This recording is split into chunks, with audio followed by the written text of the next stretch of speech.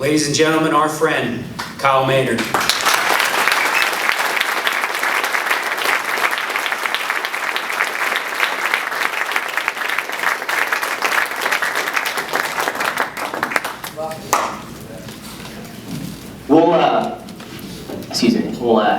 We'll get a pool going. If we can get up to maybe, let's see, $1,000, I'll go and blast double Jimmy again.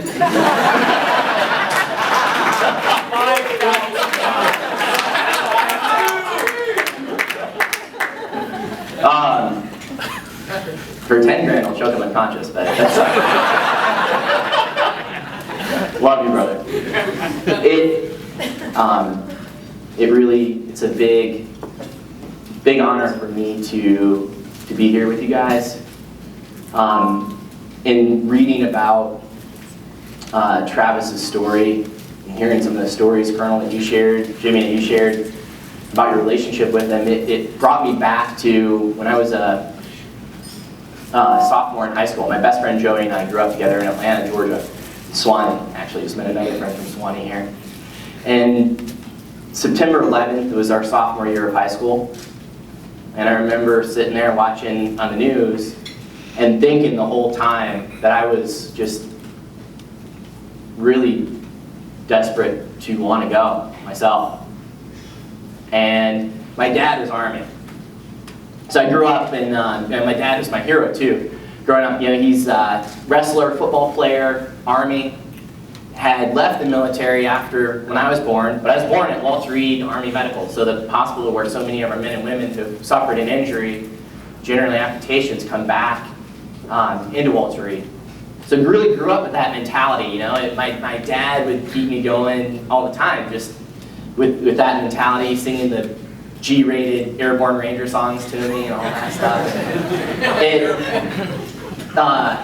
was a big part of who I was, and so anyway, 2003, when the war in Iraq started up, it was, we had, and I was starting to think about what was going to be next for me, and after high school, I remember I was dragging Army and Marine recruiters to my wrestling matches.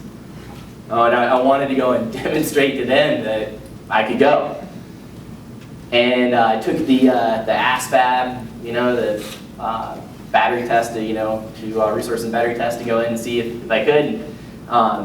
Afterwards, I was told that I could be a chaplain. And I said, okay, that's cool. Does he get a gun? That's all I cared about. Was if I win, I want a gun. And they told me no, he doesn't. And I thought about it for a while though, and I thought about going that route, but I chose a different path. And in many respects, I found service in getting to go back now to Walter Reed and other events with veterans, like the one that Jimmy mentioned that we got to go and do together at Camp Pendleton, where we certified probably close to 40, 50 Marines as CrossFit trainers there, which is amazing. And it's provided that sense of service, but in a respect. I'm someone now, as a kid, I would beg and plead and pray that things were different, that I'd wake up and have been born with arms and legs. But honestly now, I look at being born the way that I was, it's hands down the greatest gift that I was ever given. It's the only reason why I'm here with you guys right now, getting to go and share my message and my experiences, and getting to go in and inspire other people, just to go and get past their crap, their limitations, whatever's holding them back. But that's, not, having gotten to go is probably the only significant regret that I've ever had in my life. The only thing that I wish were different. And I just have tremendous respect for those who have. And especially those who have lost, and the soldiers that have fallen. Because that is, the ultimate sacrifice. The ultimate act of selflessness in a world that is now just rampant with selfishness. But I think it's the message too of honoring the fallen by challenging the living. I think is so profound on a lot of levels, because instead of having regrets, remorse, and all of that stuff that we really, frankly, can't do anything about. No matter how much we lament conditions or circumstances, like, we aren't going to go and change that. We can't. The only thing we can go and do now is change who we are going forward. And, in a sense, I really think serendipitously that's why I'm here tonight, to go and learn that lesson, to be reconnected to that lesson at least. My family, my mom and dad, my grandparents were huge in just raising me with the mentality to not see myself as disabled.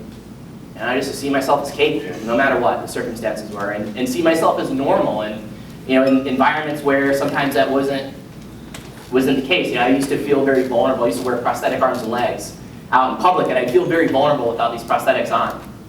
And it was my grandma who, she would take me around in different spots where we'd go shopping together, especially in grocery shopping.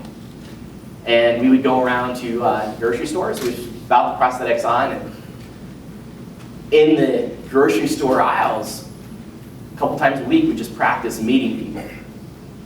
I'd be sitting in the front seat of the cart, she's pushing the cart, she's shopping for dinner, and we go up and down the aisles of the grocery store, and as somebody's like in the aisle, they became like a target for us to go up and practice.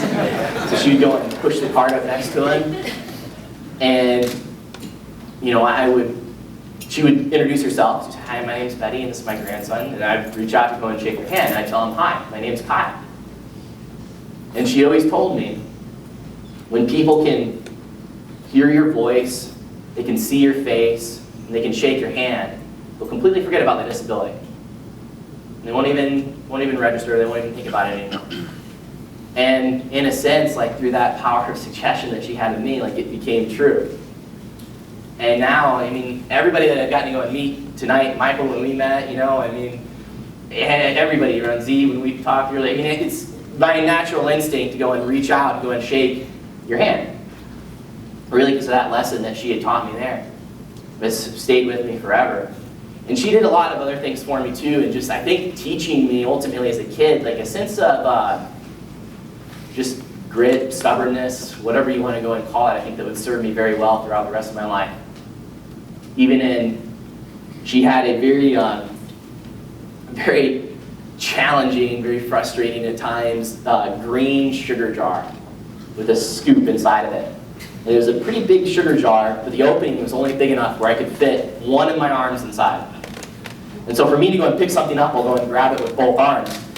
And she would ask me to go and scoop out the sugar from the sugar jar.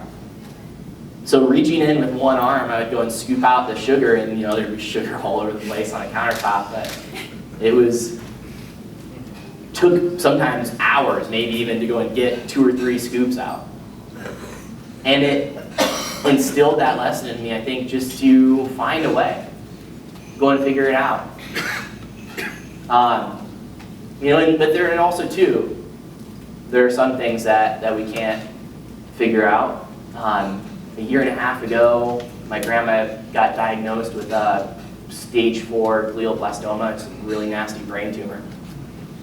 And at 75 years old, she lived a good life, but I was hoping that she'd have more time. And on March 27th of this year, she passed.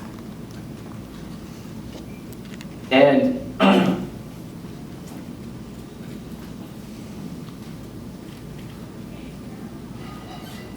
for me, I don't know, I spend a lot of my life helping other people get over their stuff. And this has been one of the first times that I've kind of been in a slump myself about this. So I think that, honoring the fallen by challenging the living is something I plan to take on. Honoring her, challenging myself. And not just in maybe the traditional ways that I have challenged myself, but just in, I think in making a contribution to this world. Making the world just a little bit better than we found it. And I'm just grateful to be here with you guys right now, because I think that's what the essence of this is. That is the core of this organization. I can feel it. It's very evident. And there's just power in that. Because I think that right now, as the Colonel mentioned, it's not just a veteran thing, right? It is a national, global epidemic, really, of just, I think so much of us, just giving in. Some of the just victimization that we go and experience, right? We're limiting ourselves and our potential and all the time. And I've experienced it in a way of kind of on a micro scale of, in 2008, I opened a CrossFit affiliate, No Excuses CrossFit.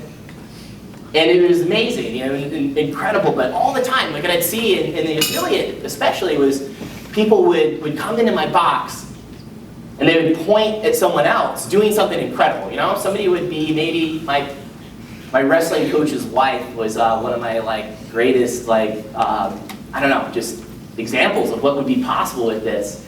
She could barely do a push-up on her knees. And ended up being able to, as a grandmother, doing handstands and, a 200-pound deadlift, close to that. It was incredible. That shouldn't happen for someone that was like a grandmother, but it did. And when she came in, she could barely do a push-up on her knees, and everything was scaled way, way, way, way back. And people would go into the gym and they'd go and point at her and they'd go and say, there's no way I could do that. Are you kidding? And they would have no frame of reference too of where she started. And sometimes I think that's all that it takes is just to go and get started, just to go and move towards something outside of our comfort zone, something that challenges us, and just do it, just step into it. And that is so much of the gift that, without even knowing it, my mom and dad gave to me. Situations that probably they even shouldn't have let me do, but they did anyway, and we figured it out. The first real game that I played in, it was a practice game, but the first real game that I played in, my nerves are through the roof. Just first game jitters, all of that. The pregame jitters were intense, and so my coach, though, actually brings me over, and this didn't help any.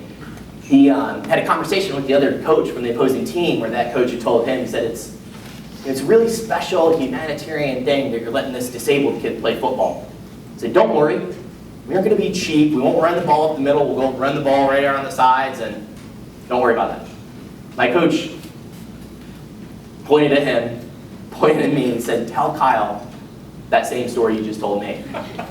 And he did, and he points at him again, he says, I dare you to test him. So obviously the nerves have escalated a little bit. Standing in my huddle before the first snap, everybody's talking about how scared they are to go and tackle the running back in the other team. And it made sense. We were 11 years old, so I weighed 60 pounds at the time. The running back in the other team was the only 11-year-old I've ever seen that was 6'2", And first snap, they go and hand the ball to this kid. He comes crashing through my hole. I remember my helmet making contact with his legs, grabbed onto his legs for dear life, and we brought him down. But in that moment, what I didn't say was, leading up to that, I had a lot of stuff going on mentally, emotionally, with where I was at. My family just moved from Fort Wayne, Indiana, down to Atlanta, Georgia, where I live now. And when I came down south, I didn't have friends right away. I felt alone, felt kind of isolated. I wasn't playing. I dreamt about playing sports. Didn't know if I ever would be able to. Stuff like I dreamt about being able to live on my own someday and not at my mom and dad's house, but I didn't know if I'd ever be able to. Dreamt about having a girlfriend like some of my friends did and the crushes on girls that I had, but I didn't know if I'd ever be able to. Didn't have a single answer to any one of those doubts or concerns or fears or questions about what the future would go and bring. But in that moment where I made that tackle, none of that mattered. The only thing that mattered was that contribution that I made to that team, the sense of camaraderie that I felt, the sense of purpose Like the full engagement there, and you know that feeling when you are committed to something, you're challenged by something, you're in the moment right there, you're not worried about anything else. Like that's my love, that's why, stuff like jiu-jitsu, CrossFit, like all that, like I do that because I'm not thinking about anything else when I'm doing it. And it's only in those moments, I believe, where we go in and challenge ourselves, and it's not just physically, but emotionally, psychologically, spiritually, we go and we push ourselves, that we go and experience it. You want to go and get rid of your doubts and concerns? It's not going to happen, but you will experience those moments through challenge. So my challenge to you personally is this, because if you come here and learn about this and hear a couple speeches, that's great. It's entertainment.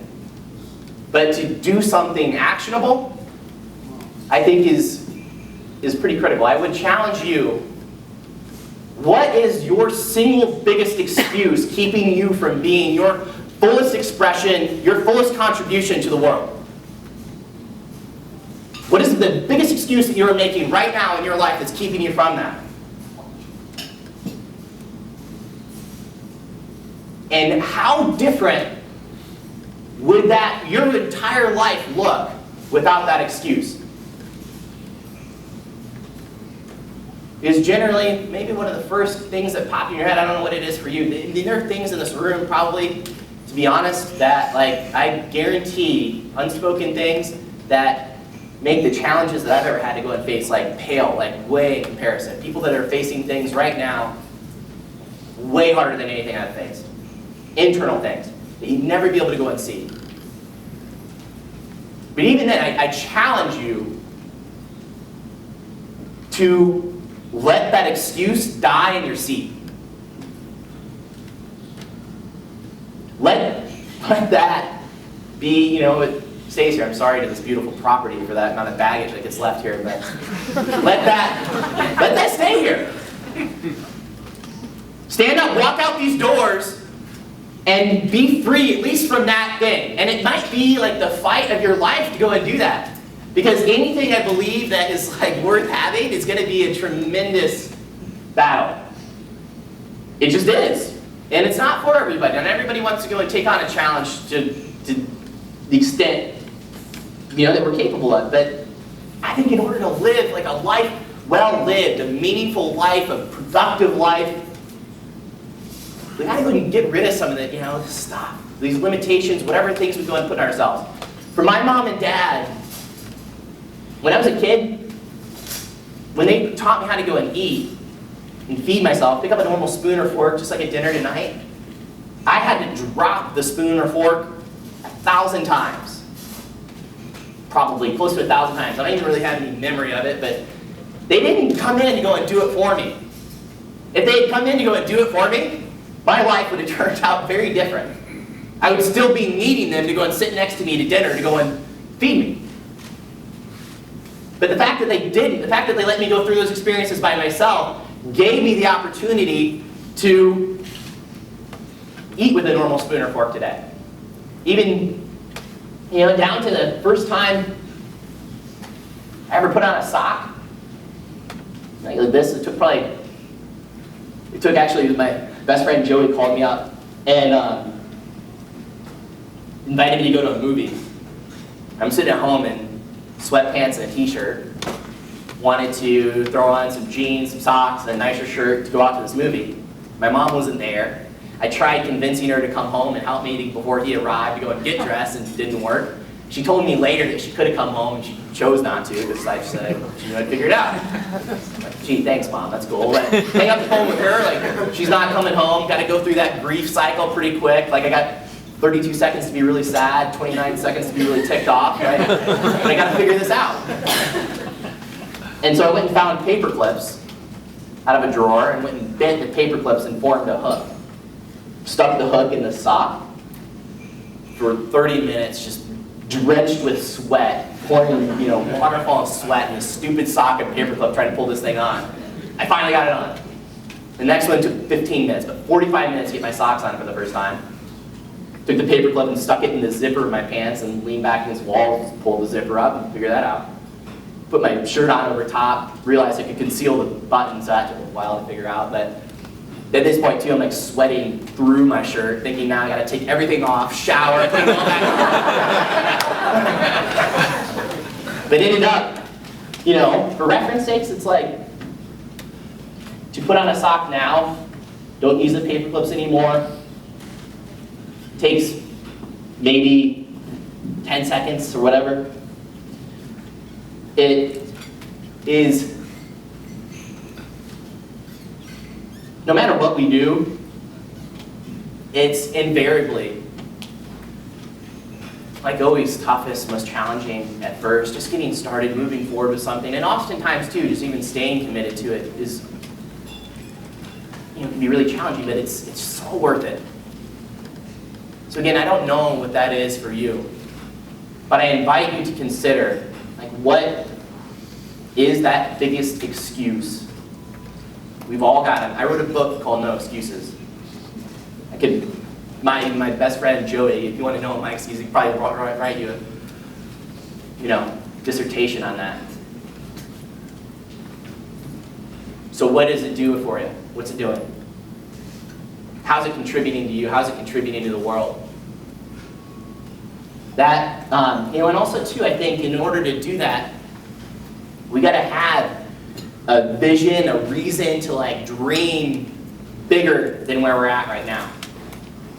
And in effect, like that's what led me to Mount Kilimanjaro. I was, in 2010, there was a CrossFit sectional event. So we got the CrossFit Open now, which is like a worldwide CrossFit competition to go on to the regionals and then the CrossFit Games. Before the Open, there was a CrossFit Sectionals. I competed in the Sectionals in Georgia, and it was the first workout was a 1,000-meter row on a rowing machine, and then a sprint up Stone Mountain in Atlanta. If you've seen Stone Mountain in Atlanta, it's about 900-foot elevation gain, 1.2-mile trail. So pretty good grade. Most people did that workout in 20 to 25 minutes. For me, the night before, I decided to go and sign up for this competition, so I went to a hardware store and bought leather welding sleeves. Figured that would be a good idea to go and wrap up my skin and bear crawl to the top of Stone Mountain. I'd been to the top of Stone Mountain over a half dozen times, maybe close to 24 times. Take a tram up to the top. You sit there with your guest that comes into Atlanta. You take a picture of Atlanta. It's so beautiful. You get on the tram. You go back down. Like I was sick of Stone Mountain. But in that workout, it was an hour and 46 minutes it took me to go and get to the top and tore all the skin off the ends of my arms to go and get there.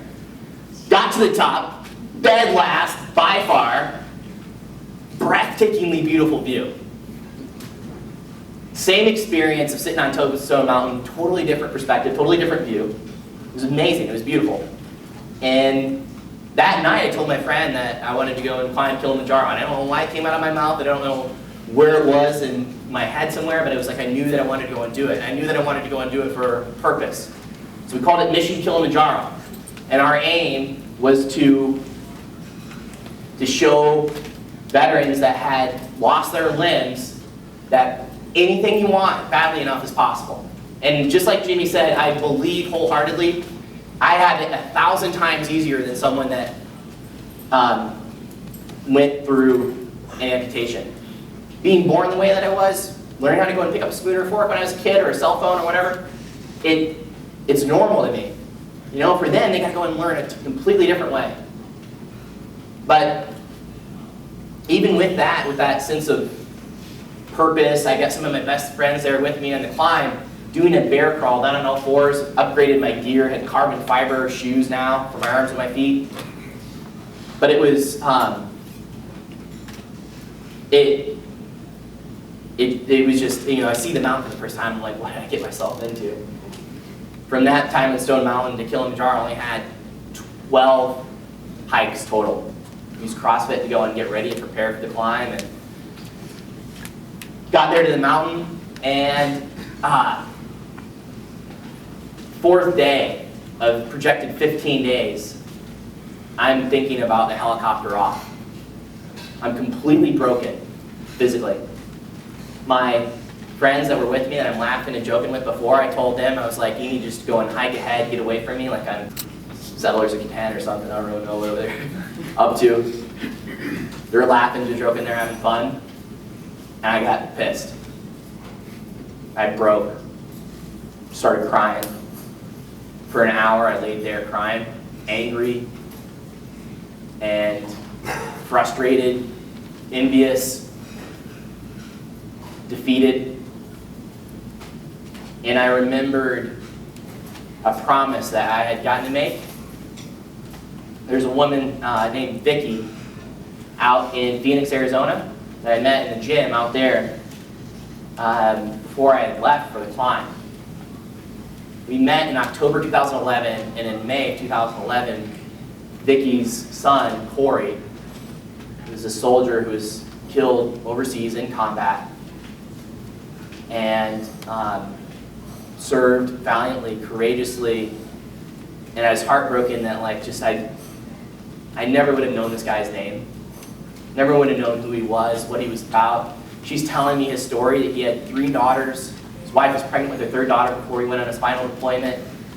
They, he had this passion to travel, to go and see the world. If he were here today, she said, he would go and climb with you. He would want to be here to go and do anything he could to go and help send this message to the veterans. And then she said, maybe there is a way that he could go and help you. She's crying, I'm crying as she's telling me the story. And she said, we've been having a hard time deciding what to do with Corey's remains.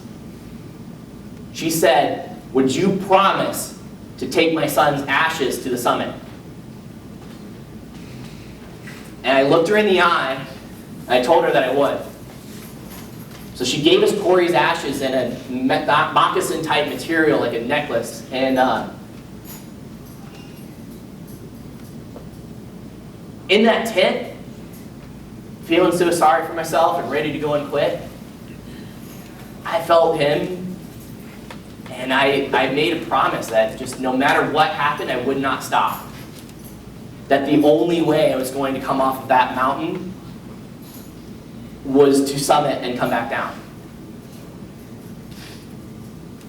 You know, and I thought about him tonight, sitting with us here,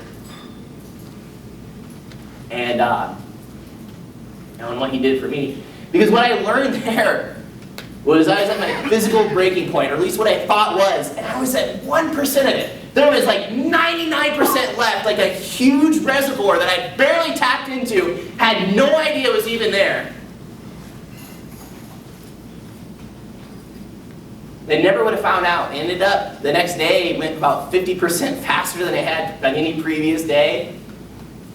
We decided to go and alter our route and went straight up the west side of the mountain, the steepest, iciest path, and went through about 2,500 feet of vertical ice in one day, and summited 5 days early, our 10th morning on the mountain. Our whole team, with Corey, to go and touch the roof of Africa. Standing at 19,340 feet, getting to pay tribute to him there was the greatest honor I've ever gotten to experience. I would not have made it if I did not find my why. He became why I was there. And I know that the interesting thing is too, the more that I think about it, we can't think our why. It doesn't happen to go and think our why, our purpose. It shows up when we act courageously, we challenge ourselves, we do something we never would have dreamed that we could have done before, and we find that deep, visceral feeling inside you that you never knew was there. Find your why. Give up that excuse, and then go realize that anything really is possible. And that, I believe, is how we honor the fallen. Thank you guys so much for having me here.